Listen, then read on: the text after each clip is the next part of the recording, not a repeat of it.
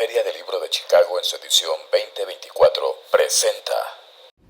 ¿Es la traducción el siguiente paso para el movimiento literario en español de Estados Unidos? Buenas tardes. Buenas tardes a todos. Un poquito más para esperar a que lleguen los rezagados. Hola. Muy bien. Gracias a todos por estar aquí. Gracias por su paciencia. Son las 5 de la tarde. Llevamos 2 días de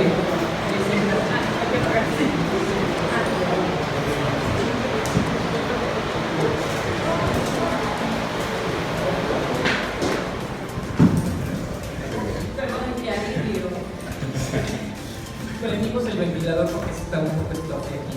Pero bueno, muchas gracias a todos por estar aquí estos 2 días de intensos paneles. Ha sido, yo sé, una jornada intensa, los últimos 2 días uno tras otro, así es que les agradecemos mucho que sigan acompañándonos, ¿no? Este es el panel de traducción y la pregunta ¿es la traducción el siguiente paso para el movimiento literario en español de Estados Unidos? Mi nombre es Carolina Herrera, soy organizadora de la feria con María Piña, Ana Saavedra, y bueno, voy a presentar a los panelistas ahora y les pido su paciencia porque lo tengo aquí en mi teléfono. Voy a empezar acá. La letra está muy chiquita de mi phone. Entonces, bueno, voy a empezar Marelis Valencia. Y les pido una disculpa de antemano, las biografías las he editado un poco porque solo tenemos 50 minutos. Es profesora de literatura y cultura latinoamericana en St. Mary's College en Notre Dame, Indiana. Es autora de las colecciones bilingües de poesía Peregrinaje en 3 lapsos, Boque 2021 y Santuario de Narcisos en Ayunas, Boque 2023. En 2020 resultó finalista del Premio Poeta en Nueva York, auspiciado por Valparaíso Editions. Gracias, Marelis. El que sigue, Mauricio Espinosa, es profesor de literatura y estudios culturales latinoamericanos en la Universidad de Cincinnati, además de poeta y traductor. Tiene un doctorado en literatura y cultura latinoamericana por la Universidad Estatal de Ohio. Su investigación se enfoca en literatura y estudios culturales centroamericanos, literatura y cultura popular latino-estadounidense y migración. Ha traducido libros de varios poetas centroamericanos publicados en Centroamérica, Estados Unidos y Europa. José Higuera López, el doctor José Higuera López, es director del Instituto de Estudios Mexicanos de la Universidad de la Ciudad de Nueva York, originario de Tijuana, Baja California, México. Licenciado en Enseñanza del Idioma Inglés, maestro en Educación y doctor en Gerencia y Política Educativa. En 2006 obtuvo una beca Fulbright en la Universidad de Arkansas. En 2019 fundó la Feria Internacional del Libro de la Ciudad de Nueva York. Además, es uno de los editores de la antología de la FIL Ciudad de Nueva York. Es profesor de las materias, la profesión docente en contextos históricos, políticos y socioculturales, multilingüismo en el aula y metodología de la enseñanza del inglés a hablantes de otros idiomas en la Facultad de Docencia y Liderazgo Educativo en Lehman College. Y finalmente, nuestro último panelista aquí a mi izquierda, Daniel Borsutsky, poeta y traductor de Chicago. Sus libros más recientes son The Murmuring Grief of the Americas, agosto 2024, y Written After a Massacre in the Year of 2018, en el 2021. The Performance of Becoming Human recibió la National Book Award de 2016 y fue traducido al español por Galo Gugliotto y publicado con Editorial Cuneta en Chile. Lake Michigan 2018 fue finalista del Premio Internacional de Poesía Griffith. Sus traducciones incluyen La Perla Suelta de Paula y la Vaca Núñez, recipiente del Penn Award for Poetry in Translation en el 2023. Ha traducido libros de poesía de Cecilia Vicuña, Galo Gugliotto, Raúl Zurita y Jaime Luis Oinun. Enseña inglés y estudios latinoamericanos latinos en la Universidad de Illinois en Chicago. Bueno, muchas gracias a nuestros panelistas y como les dije, voy a hacer algunas preguntas generales para que conversemos acerca de esto, conversen entre ustedes y vamos a ver qué sale. Bueno, la primera pregunta que tengo aquí, ¿cuál es el papel de las ediciones bilingües, tanto en libros como en revistas, en la discusión y apreciación de la literatura traducida? No sé quién quiere empezar. ¿Andrés? ¿Quizá? Las ediciones bilingües. Sí, ediciones bilingües en libros y en revistas, en la discusión y apreciación de la literatura traducida. Bueno, yo creo que primero, para que sea apreciada, tiene que difundirse, ¿verdad? Y entonces, precisamente, creo que es el propósito, ¿no?, de la traducción, ¿no? Que se difunda más allá del público hispano y ahora que estamos en estas dinámicas globales tan interesantes, bueno, fuera de Estados Unidos también, en otros mercados europeos, por ejemplo, ahora que me perdonen, pero ahora que el inglés se ha vuelto como la lengua franca, ¿no?, de estas nuevas dinámicas globales, aunque pretendemos que el español también lo sea, pero bueno, hay que ser un poco prácticos también, ¿no? Más allá de los deseos, el inglés está funcionando como esta lengua y por supuesto nos puede llevar mucho más allá del mercado anglosajón, aquí en Estados Unidos. Y bueno, después entonces para que se pueda apreciar, ¿verdad?, esta literatura que estamos haciendo desde Estados Unidos en español y que ni siquiera se conoce en español en América Latina ni en España.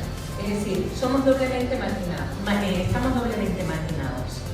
Entonces, tenemos que, yo creo, que empezar a ser apreciados desde nuestra lengua, el español, en todo el mercado lingüístico regional, que incluye América Latina y España. Y luego, entonces, tal vez, quién sabe, en casa del herrero cuchillo de palo, ¿no? Decimos. Y no sé, tal vez, precisamente, si empezamos a ser apreciados desde nosotros mismos, ¿verdad?, en este mercado lingüístico regional, no sé, yo en realidad esperaría que fuera así, ¿verdad? Pero podemos empezar con esto de las traducciones, ¿verdad? Y quién sabe si después entonces que se traduzca y que se aprecien en el ámbito lingüístico anglosajón, quién sabe si entonces reconocerán esta literatura en el mundo hispano. ¿Alguien más tiene alguna? Sí, a mí me gustan mucho las ediciones bilingües. Es más fácil hacerlo con poesía por la naturaleza de los textos, más cortos y que se pueden presentar a buscarlas, ¿no? Se puede seguir. O la microficción, son cortos que pueden la novela es complicado por el asunto de espacio y de costos. Y me parece que no solo la difusión, ¿no?, de cierta literatura a través de la traducción, ya sea que sea traducido al español para que se conozca en un mercado hispanohablante o al inglés para el mercado angloparlante o a este mercado globalizado, ¿no?, que Marlis mencionó, sino que tiene muchos, se puede usar para muchas cosas. Por uno, obvio, la lectura, ¿no?, el conocimiento de estos autores, para públicos que no tienen acceso a ellos si no conocen esa lengua o esa tradición. Pero también como al ser docente, ¿no?, como un vehículo de enseñanza, porque muchas veces lo usamos así, muchos colegas lo usan de esa forma. En cursos de lengua, en cursos de literatura, estas ediciones bilingües permiten, ¿no?, lograr ambos objetivos, trabajar la enseñanza, el aprendizaje de la lengua y luego al mismo tiempo la apreciación literaria al mismo tiempo. Entonces logra esos dos objetivos. Y lo otro es que no es solo un asunto de la producción literaria como un fenómeno globalizado como tantos otros, sino que debido a la migración, ¿no? Y a las diásporas que tenemos en todo el mundo, nunca sabemos en cuál cruce de lenguas esos lectores van a encontrar nuestra obra o la obra de alguien a quien traducimos, porque pensamos, ¿no?, que la idea es que como autores que escribimos en español, trabajamos con autores que escriben en español en Latinoamérica o en Estados Unidos, que estas obras van a ser leídas por lectores angloparlantes, que esa es la principal avenida, pero a veces es lo contrario. A veces son miembros de nuestras diásporas latinoamericanas que no leen español, o que no, su español no es tal vez lo mejor para poder tener acceso a esa literatura. Y la traducción al inglés les permite redescubrir, en muchos casos, esa producción cultural del español o latinoamericano.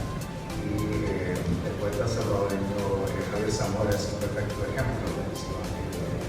Fue en traducción de Neruda que redescubrió su cultura y su lengua y se pensó de nuevo en reaprender el español y empezó a escribir en inglés, pero fue a través de la traducción de Neruda al inglés. Entonces, nunca sabemos cuáles son sus cosas. Hay mucha riqueza, muchas posibilidades en estas ediciones de libros. Eso me encanta.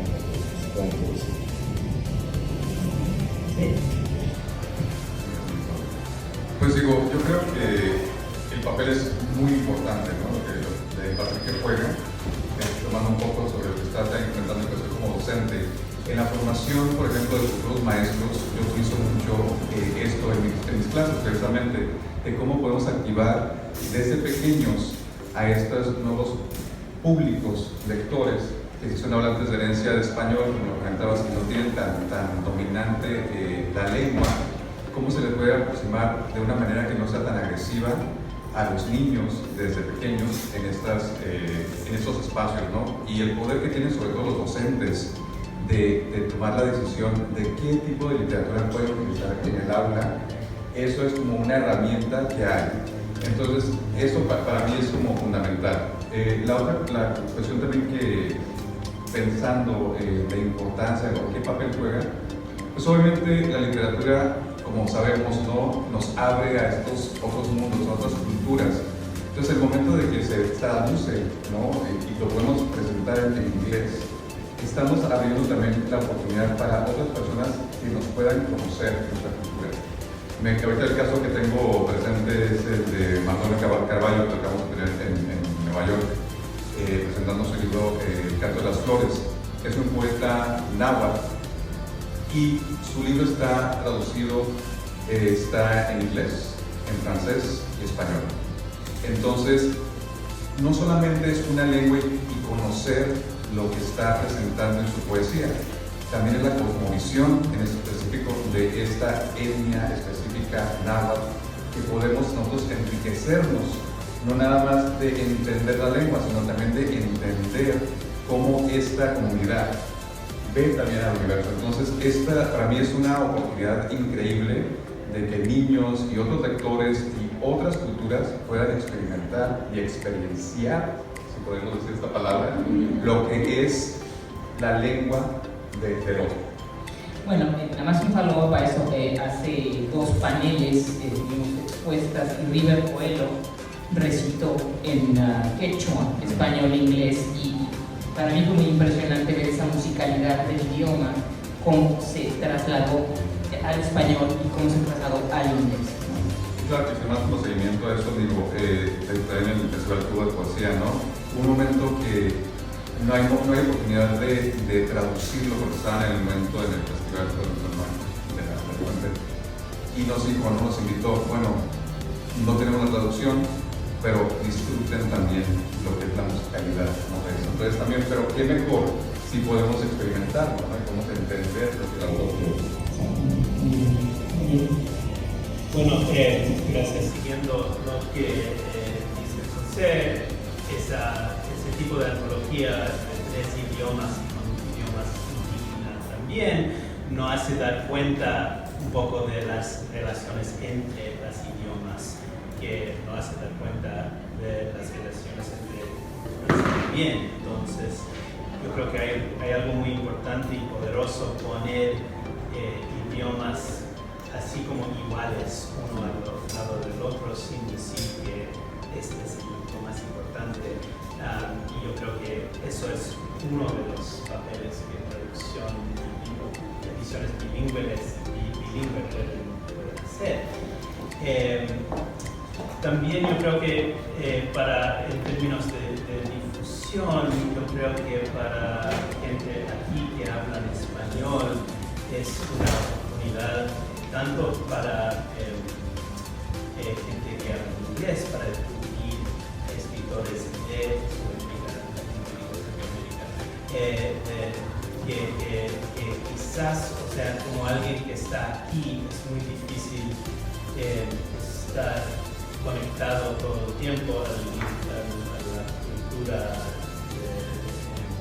de editoriales, etcétera, etcétera. Entonces, yo creo que las ediciones bilingües también son muy importantes para la difusión, no de la traducción, de lo original. Y también, no sé, de otra forma, yo creo que la traducción siempre, como la historia de la traducción es una historia en que uno valoriza la traducción cuando es natural y cuando uno no puede ver el traductor o ver el efecto del traductor. Entonces, cuando tenemos el texto bilingüe, nos hace dar cuenta que el cuerpo, la materia del traductor mismo es muy importante y eso no es un proceso natural, es un proceso difícil, torpe, raro y no nada de perfecto. Entonces, cuando tienes los dos idiomas ahí al lado, uno puede ver tanto el hecho del arte de la traducción, pero también tratar de pensar como un traductor al mismo tiempo. Bueno, un poco, la siguiente pregunta tiene que ver un poco con lo que acabas de mencionar, Daniel. El desafío de traducir literatura mientras se trata de preservar el estilo y la voz del autor en la lengua del destino. Este siempre es el gran reto de la traducción. Creo que todos como traductores sufrimos un poco con eso, ¿no? Porque, como dices, el traductor tiene que ser invisible, pero el traductor también está reescribiendo, ¿no? Entonces, ¿cuál sería ese desafío? O sea, en su experiencia, volviendo, empezamos por allá con Marelis, ¿cuál es ese desafío? ¿Qué te parece? Bueno, sí, en mi caso fue también esta doble conciencia de traducirme a mí misma. Entonces yo creo que es más difícil todavía, porque si todos sabemos, ¿verdad?, de dónde viene este verbo de traducir, de tradire, ¿verdad?, de esta traición, ¿verdad? Entonces, ¿cómo yo traduzco el texto y a la vez que quién mejor que yo puede traducirme, que sabes que no volver a traicionarme una segunda vez, ¿no? Entonces, de alguna forma, me fue muy difícil que ahora no me sale la palabra. Me traicioné tanto, pero tanto que no tienen idea. ¿No? Que al final, cuando mi primer libro salió, Peregrinaje entre lazos, con la ayuda de Peter Nadler, que fue quien me hizo llevadero ese proceso, porque es su lengua materna, ¿no? Entonces, trabajamos juntos, fue un trabajo prácticamente de esposo y esposa, que es la verdad. Entonces yo dije, bueno, ¿quién puede ser esa persona que me conoce también mejor? ¿No? De la manera en que me conozco yo, que mi esposo, que su lengua materna es inglés y que además es profesor de inglés en la Universidad de Indiana en South Bend. Entonces, y que además vivió en Cuba 5 años. Entonces conoce de alguna manera, ¿verdad?, la pasión que hay detrás de lo que escribe. O sea, tu esposo te tradujo. Sí. Entonces, no todo el mundo tiene esa suerte. Entonces empezó conmigo la historia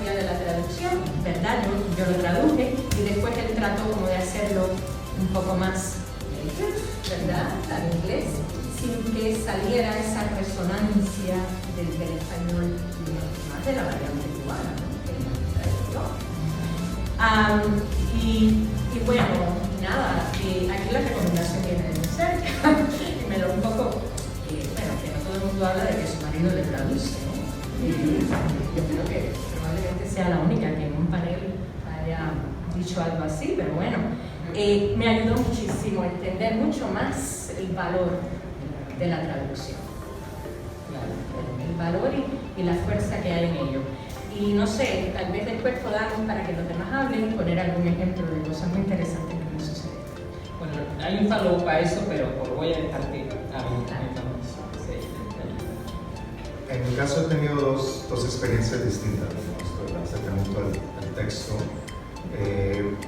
Mi primer trabajo en traducción fue colectivo, ¿no? Fuimos 3 co-traductores traduciendo la obra de la poeta estadounidense Luisa Odio en inglés. Keith Ickes y Sonia Ticas, estadounidenses y salvadoreños. Entonces el aprendizaje fue a través de ellos, ¿no? En mi caso, mi trabajo en ese grupo, en ese equipo, era hacer una primera traducción bien literal, esto que está ocurriendo aquí en español, ¿no?, sin importar el estilo del significado. Y luego Sonia y Keith, que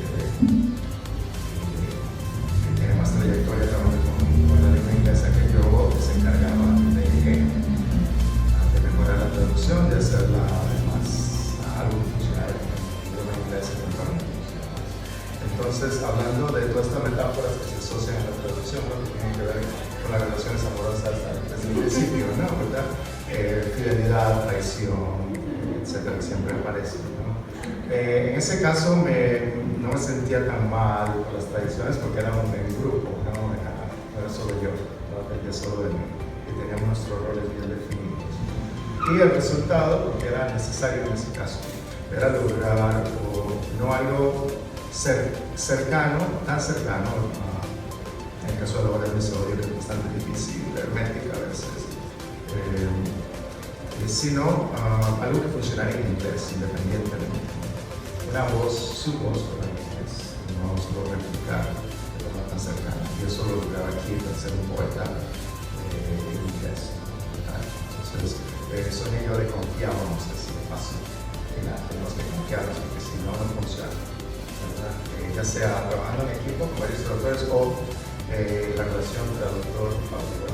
Si no hay confianza, es una relación no va a funcionar, va a terminar en divorcio, peor. Entonces, sí, era importante, ¿no?, nos confiábamos. Y cuando le decía que no, me gusta mucho cómo suena, pero esa palabra es muy importante, perdió su significado, hay que retomar esto de alguna forma, algo muy importante que se pierde, ¿no? Entonces él confiaba en que yo le decía. Y bueno, después empecé a traducir yo solo, ¿no?, al español al inglés, un paso que me dio bastante terror, ¿no?, no sé mi lengua nativa, pero igual los traductores que he trabajado, ¿no?, me va a tener confianza, ¿no?, desde el principio eso es lo primero que espero, ¿no? Y si no, entonces nos quedamos a empezar, ¿no? Entonces y ahí empieza el diálogo de la negociación, pero eso es importante. En el segundo caso, con este autor Kiko, también Ralda Roque, su obra se presta más al inglés, más cercano, porque está llena de cultura popular global, estadounidense, pop, es contemporáneo, ¿no?, internacional. Entonces fluye y a veces funciona mejor en inglés y no me lo dice. Entonces ha sido otra experiencia totalmente distinta. Pues bueno, mi marido no me anda, pero sí me da retroalimentación en diferentes partes. Pero retomando, no, sí me critica bastante de las iniciativas y todo. Entonces, y qué valiente, creo. Yo creo que él. Y también tú por preguntarme, ¿no? Pero bueno, sí. Pero no, te hay que comentar, digo, yo, así, un disclosure, no soy traductor, ¿no? ¿no? Es un arte que no cuento con eso, que soy bilingüe, que creciendo en la frontera uno crece bilingüe y bicultural, pero aún así yo no me aventaría a traducir una obra porque sé lo difícil y aparte no tengo el tiempo, ¿no? Y si tuviera nada más de dedicarme a esto, perfecto. Traducimos ciertas cosas, por ejemplo, informes que preparamos en el instituto, que es la mamá, ¿no? de la Feria del Libro y otras 16 iniciativas. Tenemos que producir también reportes bilingües, ¿no? Entonces, es más fácil cuando son el lenguaje técnico, ¿no? Que tenemos que dar datos duros, es muy sencillo, ¿no? Lo difícil aquí, lo que comentas, ¿no? Cuando ya estás tratando de respetar la voz del autor o de la autora, ¿cómo realmente es un reto, ¿no? Y regresando al caso, yo tengo muy fresco porque tuvimos una conversación con el traductor, de hecho, de la obra de Mardonio al inglés, y le preguntaba, pero a ver, es angloparlante, ¿no? Entonces le decía, bueno, entonces tú traduces del náhuatl al español y después al inglés, ¿cómo le haces? Entonces, ¿qué haces? Entonces, habla náhuatl y dice, mira, traduce de náhuatl a inglés directamente, dice, pero hay ciertos conceptos, y sobre todo en poesía, ¿no? Que dice, no sé, que quiero respetar qué es lo que Mardonio quiere decir. Entonces, ahí la conversación se hacía entre Mardonio, náhuatl, él en inglés, y también el autor de lo que era el español y el del francés. Entonces se ponían de acuerdo para respetar también la obra, ¿no? Ahí digo, es más que bilingüe, la cuestión está, ¿no? Entonces, sí, eso, ¿no? Que lo difícil no es tanto el tener la capacidad de hacer la producción, sino de respetar realmente lo que la autora o el autor quiere decir con su obra, ¿no? Entonces, digo, claro, preservar la esencia de la obra. Eso. Para mí el problema que me obsesiona, que no tengo solución, es el problema del cuerpo del autor. Y digo eso como alguien que escribe, y que cuando yo escribo me siento muy vivo y presente en mi cuerpo. Escribo, es un acto físico, de veces en el suelo, muevo mucho, está pasando muchas cosas que no entiendo adentro de mi cuerpo. Y entonces, o sea, por cierta manera decir el cuerpo del autor es un problema de identidad, pero de otra forma para mí es un problema físico. O sea, que me gustaría, si yo podría como inventar un objeto científico para la traducción, sería para entender algo de lo que está pasando en la sangre y en los movimientos adentro del cuerpo del autor. Entonces, por supuesto no puedo llegar a eso, pero Marilis puede que sí.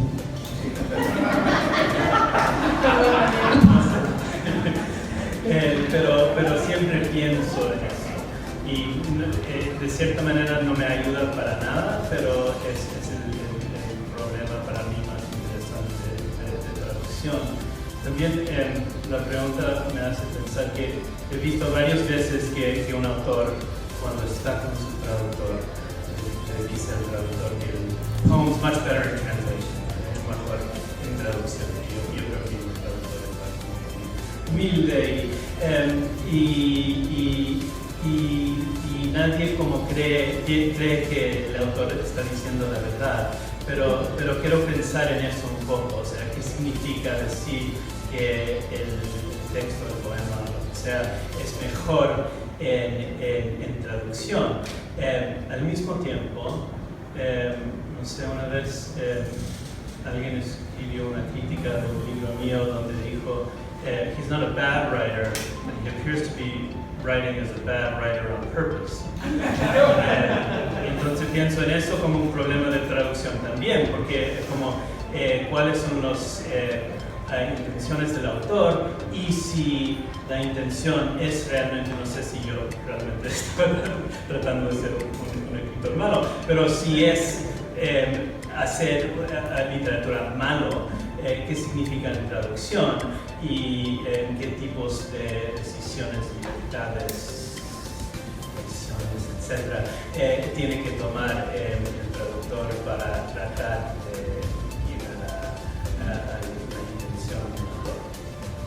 bueno, me llama mucho la atención que hables del cuerpo, porque uno piensa en la traducción como algo completamente cerebral, ¿no? Entonces es tu máquina acá manejando estos dos idiomas informándose, ¿no? Entonces me llama mucho la atención de que hables del cuerpo como escritor, como traductor. No sé si alguien aquí tiene algún comentario sobre eso, sobre el cuerpo al escribir o al traducir. Sí.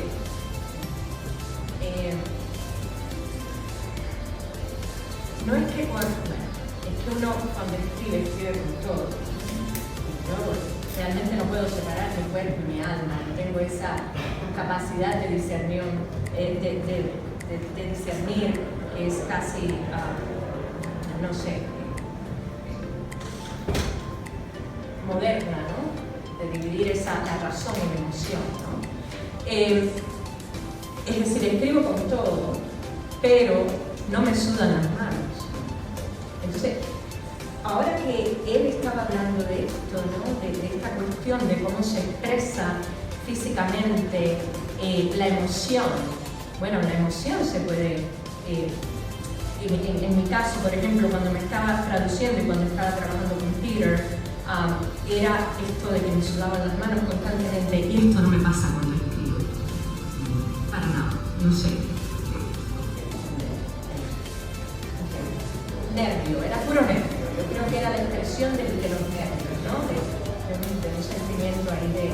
Bueno, pero estoy diciendo cuando él empezó a ayudarte con la traducción, ¿no? Entonces quizá, no sé, imagino, cuando ya estás en colaboración, porque claro, mi siguiente pregunta era, lo que los tres los cuatro han expresado es la traducción en colaboración. Entonces es un acto que es mejor cuando lo haces con otra persona, ¿no? Individualmente, pues uno a veces no ve los errores, ¿no? Especialmente si te estás traduciendo a ti mismo, ¿no? Entonces, esa colaboración o esa retroalimentación de un tercero es muy valiosa. Esa era la siguiente pregunta: ¿qué papel desempeña la colaboración entre traductores, ¿no? Yo creo que ya escuchamos un poco sobre eso, sobre la importancia de la colaboración. Quiero volver al punto de la crítica de la traducción, porque por ahí yo creo que todos hemos escuchado la historia de García Márquez, que decía que Gregorio Rabasa, que la versión de Gregorio Rabasa era mejor que la de él. Excuse me, perdón, pero I like to differ, ¿no? Porque yo he leído las dos versiones en español y en inglés, y claro, la traducción de Gregorio Rabasa es muy buena, pero, perdón, no es, o sea, y será porque mi idioma nativo es el español, y así es como yo recibo 100 años de soledad, que además, bueno, don't get me started with that, es mi libro favorito, pero decir que el traductor hizo un mejor trabajo que el escritor, creo que ya ahí ya se me hace una traición. No sé qué opinan ustedes. Creo que esa no es la pregunta que debe hacerse, ¿no? Que si la traducción es mejor o la obra original, es imposible responder. Son dos cosas distintas, son dos artes literarios. O sea, yo veo la traducción como un arte literario. O sea, no es una operación, ¿verdad?, de verter esto al otro lado, o literalmente de pasarlo de esta por la otra, ¿no? Como si fuera un acto, como si fuera un chat, para ponerlo en términos más contemporáneos, ¿no? De poner aquí ingredientes y como magia ya sale esta cosa que se supone que es lo mismo, ¿no? Un espectro, ¿no? La traducción es otra cosa, es una lectura, sobre todo somos lectores, leemos, interpretamos, pasa por ese proceso de lectura nuestro, y luego es una forma de creación literaria, especialmente quienes escribimos también. Entonces estamos buscando esa palabra, ¿no? Funciona mejor ese ritmo, ¿no? Me sobra una sílaba, me falta una sílaba, ¿verdad? O sea, todo ese trabajo que implica el ser poeta, ser escritor, también lo hacemos en la traducción, estamos buscando que funcione mejor. Entonces, la pregunta no debe ser mejor, no creo que se pueda responder más. Pero, ¿cuál es el efecto que el lector nos produce tal o tal, ¿no? O la traducción como tal? Entonces, ¿qué nuevas formas de lectura? ¿verdad? ¿Qué nuevas formas de acercamiento, ¿no?, al autor como tal nos puede llevar? Porque sí puede generar otras lecturas, ¿no?, otras formas de entender la obra. Pero la mayoría de las veces, ¿no? Cuando leemos una obra traducida no sabemos. ¿Verdad? Casi toda la literatura que leemos la hemos leído en traducción, si no hablamos en otras lenguas. Entonces, y en esos casos nunca no pensamos, ¿verdad?, que estas palabras, las palabras que estamos leyendo como tal, no son las del autor original, alguien más. Y eso es importante acordarnos, ¿no? Que no hay una transparencia entre el cuerpo, hay otra realidad, otro proceso creativo, una lectura que está mediando nuestra lectura para empezar. Y si no fuera por esos autores, no tenemos acceso a la mayoría de la literatura universal. Así que, pero no hay que olvidar.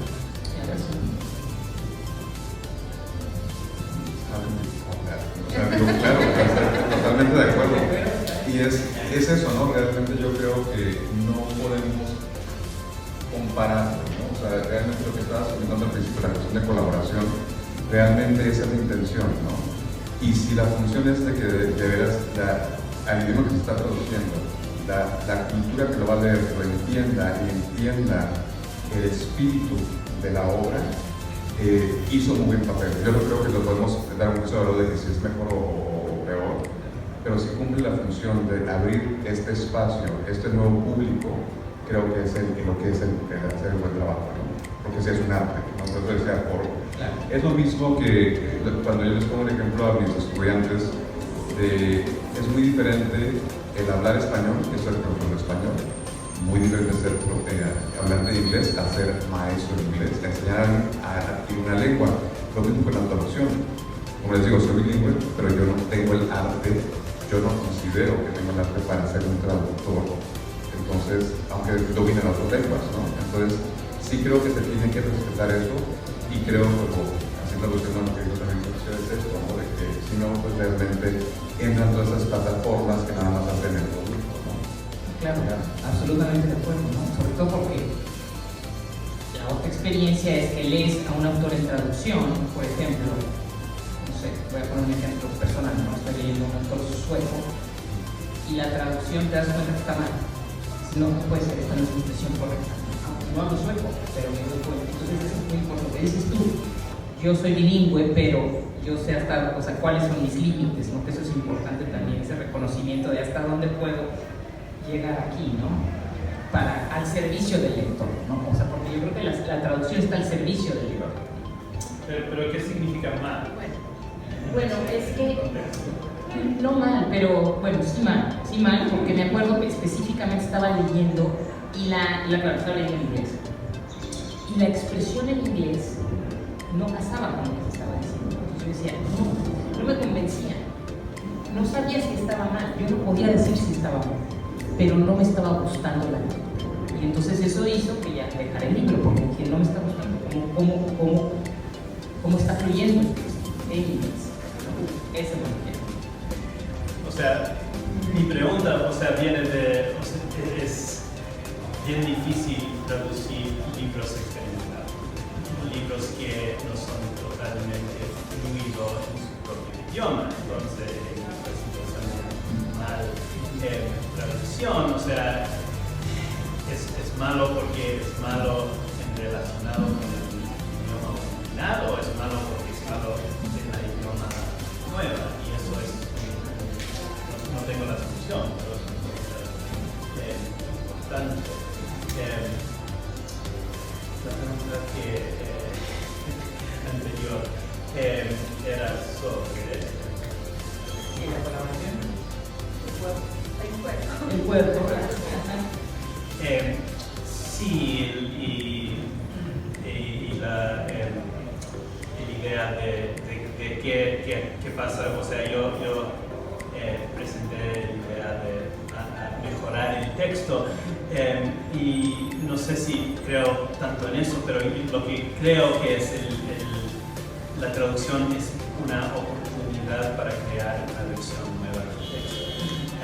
Y hay esa línea famosa de Walter Benjamin que dice que el translation doesn't come from the original, but it comes from the afterlife of the text, que viene de lo que va a ser después, ¿ya?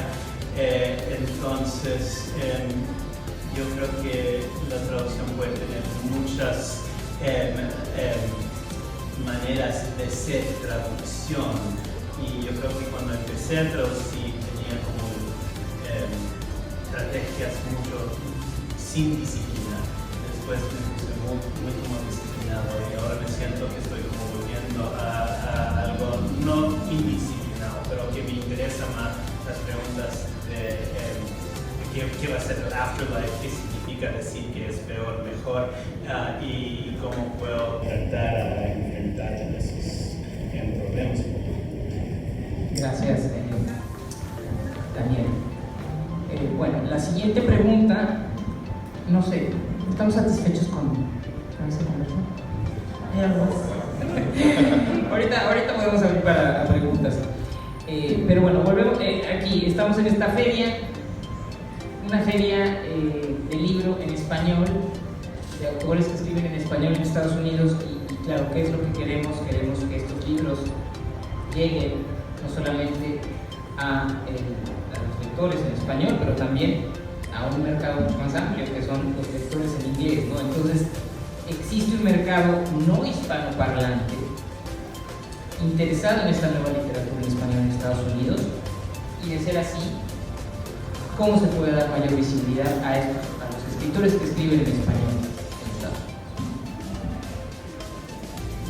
A mí me parece que el mercado en inglés que pudiera estar surgiendo a partir de esta eclosión de la literatura en español en Estados Unidos es el mercado que está conectado con los agentes mismos que difunden o tratan de difundir nuestra literatura, ¿no? Las ferias del libro, la feria de Nueva York, de Chicago, la gente que viene a estas ferias, que se interesa, las universidades, por supuesto, principalmente, pienso yo, porque como organizaciones con cierto presupuesto, ¿verdad?, que necesitamos todos para que funcionen estas ferias. Yo creo que las universidades y las fundaciones y todo ese público, toda esa gente conectada a las universidades y las fundaciones, creo que serían los primeros lectores nuestros en inglés. Y creo que en mi caso, por ejemplo, en mi experiencia, lo he visto porque ha sido, por ejemplo, en las universidades donde más se ha leído inglés. De aquí de Estados Unidos, en inglés. Sí, es un tema complicado de no... Son diferentes circuitos, ¿no? La obra, las traducciones que se hacen del literatura escrita en español en general, ¿verdad?, por las editoriales que van a tener más circulación, que tienen más peso, ¿no?, por el mercado, pues están buscando un bestseller, ¿no? Si es una autora mexicana o española de manteco, o resulta que vive en Estados Unidos, eso no es tan importante, más allá de la obra, esa obra que posiblemente va a lograr ese gran éxito al ser traducida al inglés y circular por estos circuitos, ¿no?, de las grandes editoriales. Estas otras obras, como las que trabajamos muchos de nosotros, ¿verdad?, tienen como unos nichos de mercado que son más reducidos desafortunadamente, pero que son muy valiosos también, ¿verdad?, porque son puntos de entrada hacia lectores en diferentes ciudades y comunidades, ¿no?, a través de las ferias, festivales y otros, a través de las universidades que se pueden exponer, y muchos colegas nuestros, ¿no?, utilizan estos libros de traducción, versiones al inglés para introducirlos en las clases, ¿no?, romper un poco lo canónico, ¿no?, lo que se lee generalmente, y tratar de introducir nuevas voces, nuevas versiones, etc. Y bueno, cuando se han traducido autores latinos, hispanos, chicanos, chicanexes, etc., ¿verdad?, han sido esos que escriben mayoritariamente en inglés y se traducen al español para acaparar el mercado de lengua española, ¿verdad?, de Latinoamérica o España. Entonces, estamos como en medio de estos dos grandes movimientos, y a ver si ese mercado que es totalmente, pues, totalitario. No total, pero sí, digamos, muy abarcador. Pero tenemos que aprovechar nuestros espacios porque por ahí podemos empezar a meter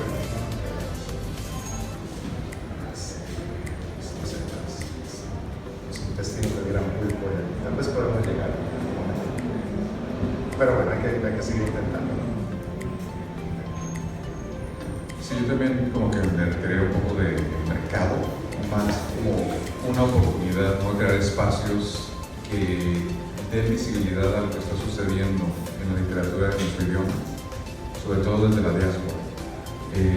Para nosotros en la Feria del Libro de la Ciudad de Nueva York, eso fue realmente como la idea que originó todo esto, ¿no? Bueno, ¿por qué, siendo el español una lengua que es tan hablada en Estados Unidos, en Nueva York, por tantos hispanos que viven en Nueva York, por qué no hay una feria que viva en una universidad, en una institución que es de las más importantes de la ciudad, además en un espacio que sea digno para nuestra comunidad? También quitando estos espacios de que, bueno, las ferias tienen que suceder a la periferia de lo que es la ciudad de Nueva York, ¿no? En el Bronx, en Queens, por acá, pero Manhattan no. ¿Por qué no podemos ocupar esos espacios? Entonces, esto crea expectativas también, ¿no? Entonces, de hecho, los que han ido a la feria de Nueva York, hay muchas caras aquí conocidas, entonces, que han ido a la feria de la ciudad de Nueva York, se han dado cuenta cómo ha ido creciendo, y este movimiento que está pasando está haciendo que no hispanohablantes volteen a ver a la feria y dicen, yo quiero participar. ¿Por qué no hay interpretación simultánea? Pues, ¿por qué no? Todavía no. Lo hicimos el primer año, y además obviamente por los costos y todo, que es carísimo y todo. Pero dijimos, realmente lo que sí queremos es tener un espacio de hispanohablantes, ¿no? Hispanohablantes para los hispanohablantes, pero obviamente ahorita ya hay una necesidad de empezar a explorar esto.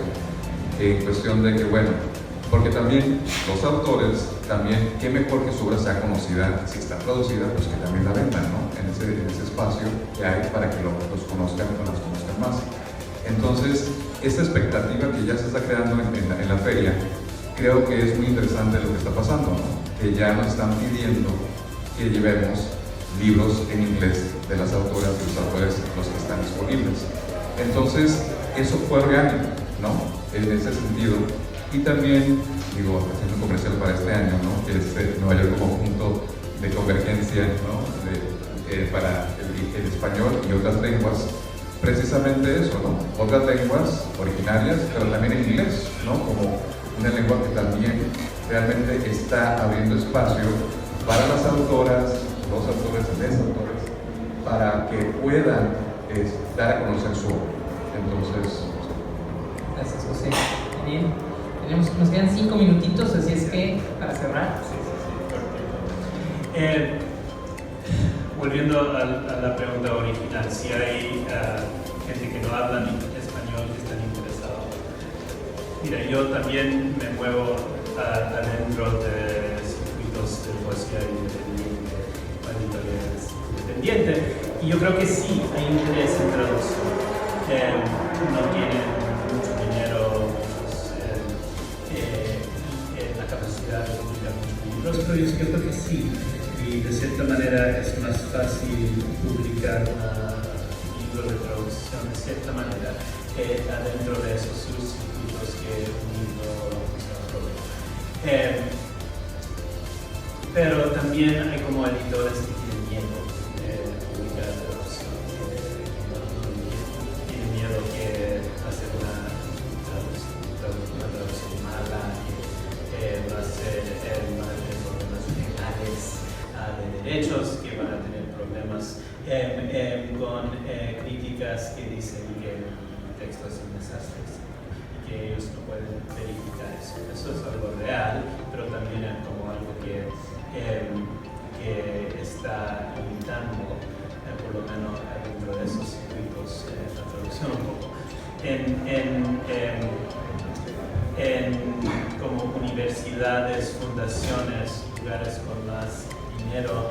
Yo creo que hay una retórica muy en favor de la traducción, que es retórica más. O sea, que todo quieren decir que apoyan la traducción, que quieren ver más traducción, que la traducción es importante, pero al fondo no dan mucho dinero para la traducción, mucho apoyo para la traducción.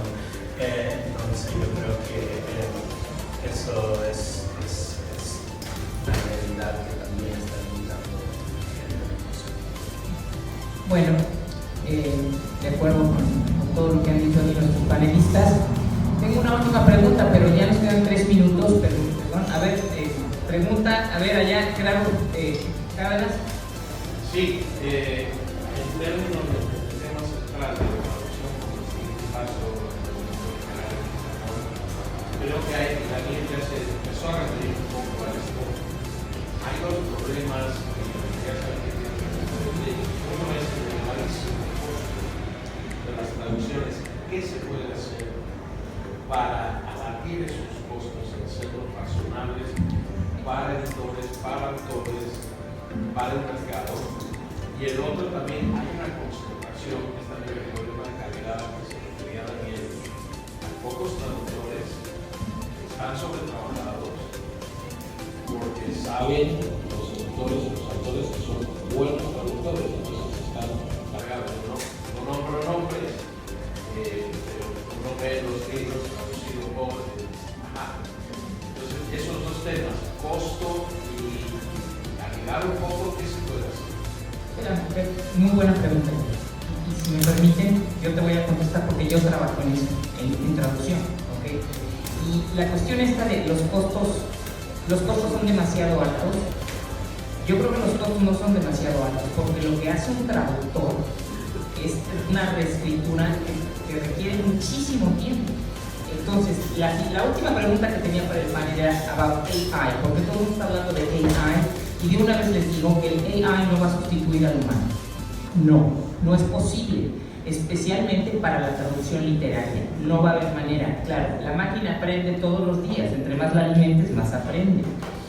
Pero creo que siempre va a tener que haber un elemento humano. Esa es la única manera en que vas a abaratar un poco el costo, porque entonces ya no le vas a pagar al humano la cuota completa de traducción, vas a pagar un poquito, vas a usar al AI para que haga la traducción inicial y luego el humano, en vez de que le pagues por traducir, le vas a pagar por editar. Esa es la única manera de bajar un poco el costo. Pero a mí me parece que el costo de la traducción es lo que es, porque el trabajo es verdaderamente, lo dijo José, yo soy bilingüe, no me aviento porque es un trabajo verdaderamente cerebral, necesitas tener un gran conocimiento de la lengua, de la materia, sensibilidad, etcétera, etcétera, etcétera. Yo siempre estoy hablando con los traductores porque en mi negocio siempre están pidiendo descuentos, ¿no? Y entonces es que, no, perdón, pero ¿tú qué crees? ¿Que son enchiladas? No. Y la única manera en que se va a un poco abaratar eso, que claro, al final los traductores van a ser los que van a salir perdiendo, ¿verdad? Porque van a tener que hacer más trabajo por menos dinero, es con el AI. Y vuelvo a decir, el AI va a ser the legwork, por decirlo así, el draft, pero nunca va a ser lo que hace uno.